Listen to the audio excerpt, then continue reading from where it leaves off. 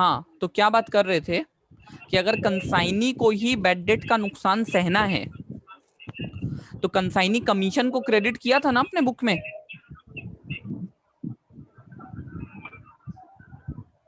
Hello. हाँ भैया। तो उस कमीशन से ही हम एडजस्ट कर लेंगे उस बैड डेट को। ठीक है भैया। और जो नेट कमीशन बचेगा ना मेरे पास, नेट में जो कमीशन बचेगा बैड डेट को काटने के बाद, हाँ उसको हम अपने पीएल में लेके जाएंगे।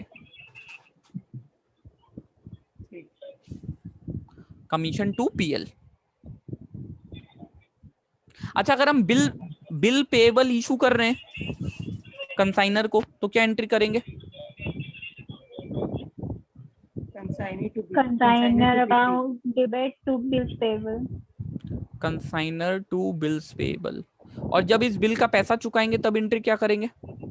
BP to bank. Bills payable to bank. Bills payable to bank. तो देख, कंसाइनी के बुक में ना ज्यादा एंट्री होता नहीं है।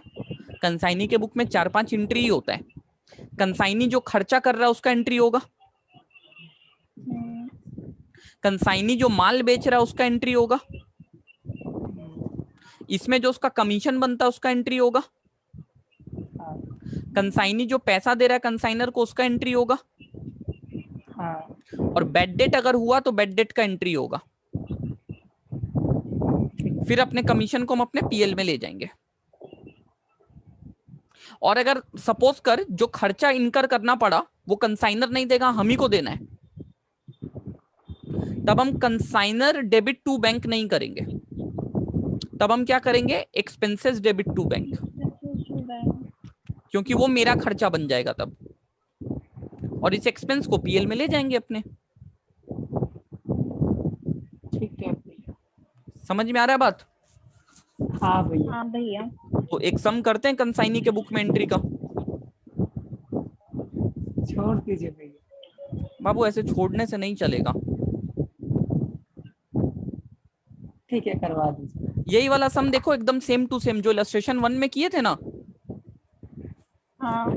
इलस्ट्रेशन 1 में जो एंट्री किए थे वो कंसाइनर के बुक में किए थे। सेम क्वेश्चन एकदम सेम। इलस्ट्रेशन 2 में बस वही सारा एंट्रीज अब किसके बुक में करना है? कंसाइनी। कंसाइनी। कंसाइनी के बुक में करना है। तो देख, सबसे पहले कंसाइनर कंसाइनी को माल दिया 50,000 का, कंसाइनी को उससे कोई मतलब नहीं है। कंसाइनर का 1,000 रुपया खर्चा लगा, कंसाइनी को कोई मतलब नहीं है। उसको गुड्स मिला और वो 30,000 रुपए का बिल दे दिया कंसाइनर को, तो ये लिखेंगे। तो इसका एंट्री क्या होगा? Y account debit. वाई क्यों एक्स होगा? सॉरी, अच्छा sorry, X account debit to to bills payable to bills payable 30,000। कोई दिक्कत? BP to bank. नहीं भैया। फिर वाई का 2,000 रुपया खर्चा लगा फ्रेट में, कार्टेज में, 500 रुपया गोडाउन रेंट में, 300 रुपया इंश्योरेंस में, तो ये सब तो एक्स से लेंगे ना हम। हाँ भैया। हाँ, X account debit to bank. X to bank 2,800। 16 है। फिर जो माल बेचे हम 55,000 में, ये हमको एक्स को देना पड़ेगा। हाँ। ठीक, तो एक बार के लिए मान लेते हैं कि उधार में बेचे हैं। कस्टमर टू एक्स 55,000, इसमें मेरा कमीशन बनता है ना 5,500 रुपया। हाँ भैया। हाँ। तो ये हम एक्स से पाएंगे, एक्स डेबिट टू कमीशन 55 से।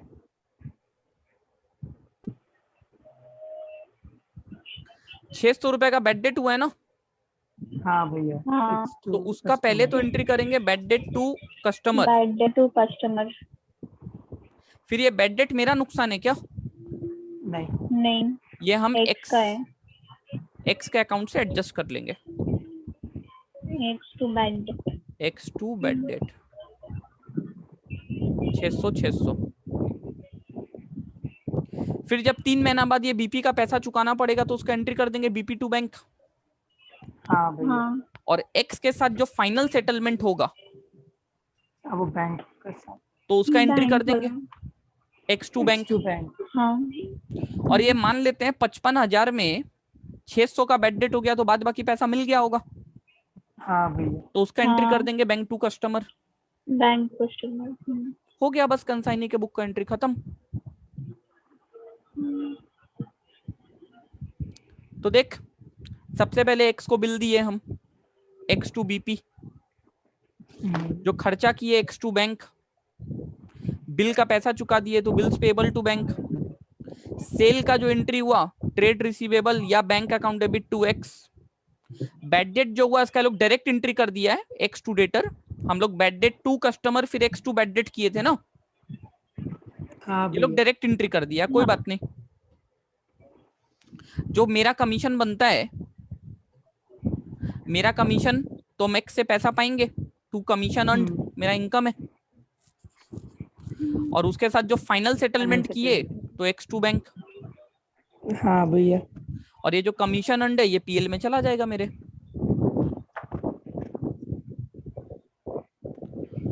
कोई प्रॉब्लम? नहीं भैया। तो कंसाइनी के बुक का जो एंट्रीज होता है ना वो बहुत ही इजी और बहुत ही कम एंट्रीज होता है। कभी भी ना एग्जाम में एक सिंगल क्वेश्चन नहीं आएगा कंसाइनी के बुक्स में एंट्री करने का, समझ रहे हो? ऐसा नहीं होगा कि 10 नंबर का क्वेश्चन उठा के दे दिया और बोलेगा कंसाइनी के बुक में एंट्री करो।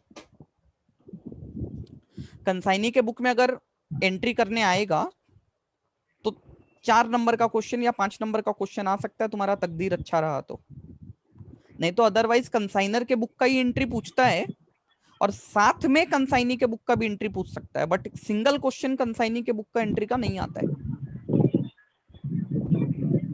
और ये जो कंसाइनी के बुक वाला एंट्री है ना, इसको थोड़ा ज्यादा अच्छे से देखना, क्योंकि तुमको ये प्रैक्टिस करने को नहीं मिलेगा बहुत ज्यादा। तुम जितना भी सम बनाएगा ना उसमें मैक्सिमम सम में तुमसे कंसाइनर का ही बुक का एंट्री पूछेगा,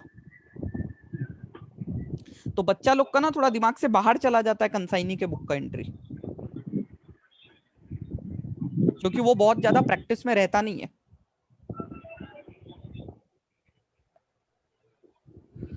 ठीक है, ये बातें समझ में आ रही हैं क्या? हाँ भैया। हाँ भैया। देखते हैं कुछ अगर होमवर्क होता है तो देते हैं तुम लोगों को, रुको। इलस्ट्रेशन 1 2 3 3 कर लिए ना हम लोग? हाँ भैया। हाँ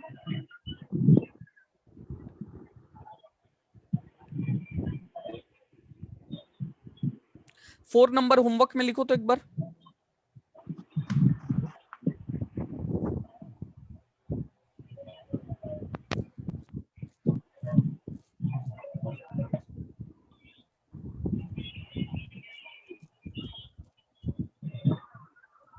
इलस्ट्रेशन 4 को होमवर्क में लिखो बस।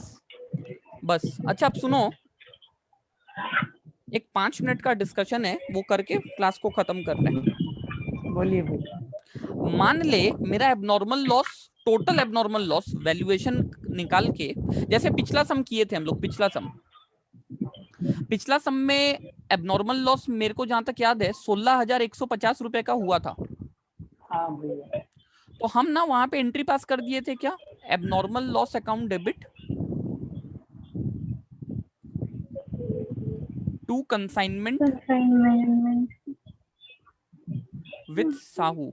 कंसाइनमेंट से हटा दिए थे वो पैसा को, हाँ भैया। और उसको कहाँ डाल दिए थे? Abnormal loss.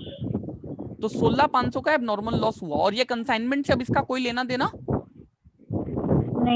नहीं है। अब मान ले हमको इंश्योरेंस कंपनी 10,000 रुपए का क्लेम दे दिया,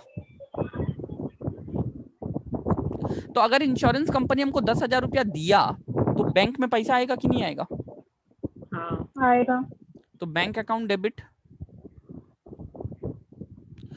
और अगर वो लोग अभी पैसा दिया नहीं है, क्लेम एडमिट किया है कि ठीक है आपको पैसा देंगे, तो हम एंट्री करेंगे इंश्योरेंस क्लेम रिसीवेबल, पैसा मिलेगा हमको, भी मिला नहीं है 10,000। तो मेरा ये जो लॉस हुआ था 16.5 का, क्या अभी भी मेरा 16.5 का लॉस है? नहीं, 6,500। फिर 10,000 से मेरा लॉस कम हो जाएगा ना। हाँ भैया। हाँ तो हम कर देंगे क्या, टू एबनॉर्मल लॉस। 10,000। और लॉस कितना बचेगा अभी भी? 6,500। तो इसको हम जनरल पीएल से राइट ऑफ कर देंगे। General PL to abnormal loss ठीक है। 6.5। कोई दिक्कत नहीं। नहीं हमको भैया। एक बात बताइए, और अगर रुको ना, ये 3 एंट्री हुआ, ये एक एबनॉर्मल लॉस होने का एंट्री है, हाँ ये होने का एंट्री, एबनॉर्मल लॉस हुआ, ये इंश्योरेंस क्लेम का एंट्री है। रिसीव हो रहा है। रिसीव्ड हो गया तो बैंक, और नहीं हुआ तो रिसीवेबल। जब पैसा मिल जाएगा तब एंट्री कर देंगे, bank to insurance claim receivable. हाँ भैया। और ये जो नेट लॉस है वो जनरल पीएल में चला गया। हाँ सर कभी कभी ज्यादा पैसा मिल जाता है इंश्योरेंस कंपनी से, मान लो ज्यादा मिल गया, बुक में तो हो ही सकता है, हाँ। तब मान लो ये 16,500 की जगह 18,000 हो गया, तो लॉस के लेजर में तो 1,500 PL में क्रेडिट डाल बैलेंस हो गया ना, हाँ तो एंट्री क्या कर देंगे, abnormal loss to general PL. हाँ 1,500 रुपये। कोई प्रॉब्लम? नहीं। अब पूछो तो, रुचिका क्या पूछ रही थी? अगर मतलब कुछ क्लेम वेम नहीं रिसीव हुआ तो ये नॉर्मल जनरल पीएल से राइट ऑफ कर देंगे हाँ पूरा पूरा नॉर्मल ये लॉस 16,500 जनरल पीएल से राइट ऑफ हो जाएगा। हमको एक बात बताओ, कंसाइनमेंट के लेजर में इस 3 एंट्री में खाली कौन सा एंट्री में कंसाइनमेंट में इफेक्ट पड़ रहा है? जब लॉस होगा तो यहाँ कंसाइनमेंट के लेजर में क्या लिखेंगे? बाई एबनॉर्मल लॉस कितना रुपया? 16,500। इसका कोई एंट्री होगा क्या?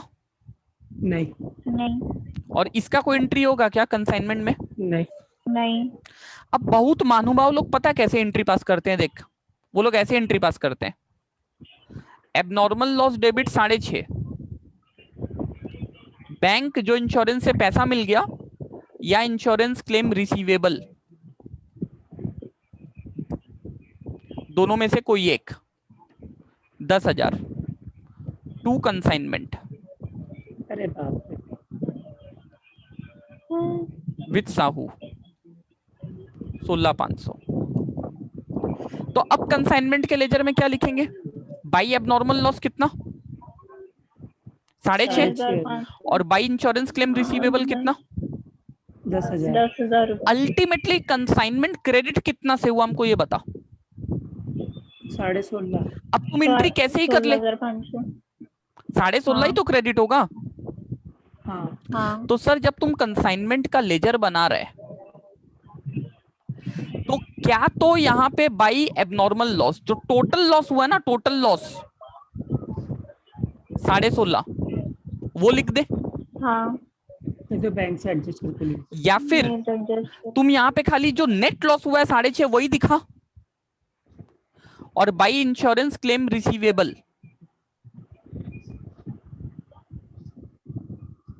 10,000 तुम ऐसे तोड़ के दिखा। अल्टीमेटली कंसाइनमेंट का लेजर कितना से क्रेडिट होगा? 16,500। ना 16,500 से 1 रुपया कम, ना 16,500 से 1 रुपया ज्यादा। अब बच्चा लोग पता क्या करता है, बच्चा लोग बेचारा कंफ्यूज आत्मा है, कोई सब में लोग देखता है कि भाई अब नॉर्मल लॉस 16.5 है, कोई सब में देखता है कि भाई अब नॉर्मल लॉस 6.5 है और भाई इंश्योरेंस क्लेम 10 है। अब बच्चा बेचारा हो जाता है कंफ्यूज कि इंश्योरेंस वाला पैसा कंसाइनमेंट में लिखना है कि नहीं लिखना है। और एग्जाम में क्या कर कर आ जाता है पता है, भाई अब नॉर्मल लॉस 16.5 लिख देता है और बाई इंश्योरेंस क्लेम रिसीवेबल भी 10,000 रुपया लिख देता है, और हो जाता है कल्याण। समझ रहे हो बात? हाँ भैया। तो तुमको ये बात समझना है कि कंसाइनमेंट के लेजर में क्रेडिट उतना ही रुपया होगा जो एक्चुअल में एबनॉर्मल लॉस हुआ। तो क्या तो तुम 16.5 पूरा लिख दो एक बार में भाई एबनॉर्मल लॉस, फिर तुमको इंश्योरेंस क्लेम से मतलब ही नहीं है कंसाइनमेंट के लेजर में। या तुम इंश्योरेंस क्लेम भी दिखाना चाहते हैं तो नेट एबनॉर्मल लॉस जो है वो लिखो और इंश्योरेंस से जो पैसा मिला वो लिखो। मतलब 16.5 ही क्रेडिट करना है भाई, ना उससे 1 रुपया कम ना 1 रुपया ज्यादा। ये चीज दिमाग में बैठा लो एकदम अच्छे से। क्लियर है क्या मेरा बात? हाँ भैया। हाँ भैया। तो 16.5 भी लिख देगा और 10,000 जो इंश्योरेंस से मिला वो भी लिख देगा, तो हो गया। फिर वो नवंबर के बाद मई, मई के बाद नवंबर, नवंबर के बाद मई, चलते रहेगा।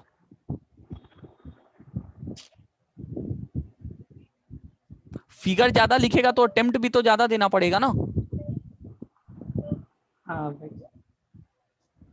तो ये सब छोटा छोटा बात है, ये सब छोटा छोटा कम लिख दिया कॉन्सेप्ट। तो कम लिख दिया तो इंस्टीट्यूट बोलेगा बेटा तू कम लिखा लेकिन अटेम्प्ट ज्यादा देना पड़ेगा तेरे को। अटेम्प्ट कम नहीं लगेगा, अटेम्प्ट तो ज्यादा देना पड़ेगा, वो कांस्टेंट है। और कुछ ज्यादा ही कम लिखा ना तो फिर इंस्टीट्यूट इतना कम कर देगा तेरा अटेम्प्ट कि तेरे को सीए में अटेम्प्ट देना ही नहीं पड़ेगा। बोलेगा तू निकल ही जा यहाँ से, 0 अटेम्प्ट, कहानी ओवर।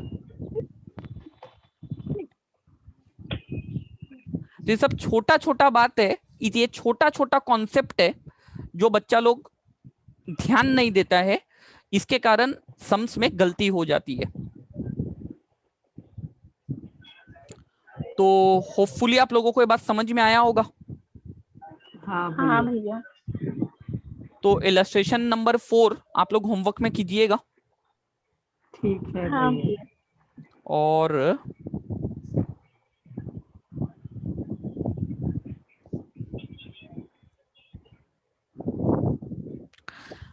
इलस्ट्रेशन नंबर 5 भी कर सकते हैं होमवर्क में। ट्राई कीजिएगा ना, होगा होगा, नहीं होगा नहीं होगा। ठीक है भैया। ठीक है भैया। ठीक है भैया, बस रिकॉर्डिंग भेज दीजिएगा आज रिकॉर्डिंग रात तक। अभी भेज दे रहे हैं हम। अभी दोनों मतलब का। कल वाला भी भेज आगे दीजिए। आएगा। अभी हाँ। भेज दे रहे 15-20 मिनट में। ठीक है। अभी तो शुरुआत है बस। अभी 2 सम होमवर्क मिला है, थोड़ा दिन में 2 सम 10 सम 15 सम 20 सम में कन्वर्ट हो जाएगा, एक एक दिन में करना होगा सारा। तो प्रिपेयर्ड हो जाओ, तुम लोग हेल में एंटर कर चुके हो। हाँ भैया ठीक है। अब पृथ्वी के अंदर ही नरक के दर्शन होंगे। और आप उस अभी हिल तो के मजा लूसीफर आई। हो क्या? एकदम, हम कोई कसर नहीं छोड़ेंगे तुम लोगों को रुलाने में। पक्का, तब ठीक है। ठीक है, मिलते हैं कल। ये होमवर्क करके रखिएगा। ठीक है भैया। ठीक है भैया। ठीक है। ओके। भैया कल का टाइम बता देंगे सुबह। ठीक।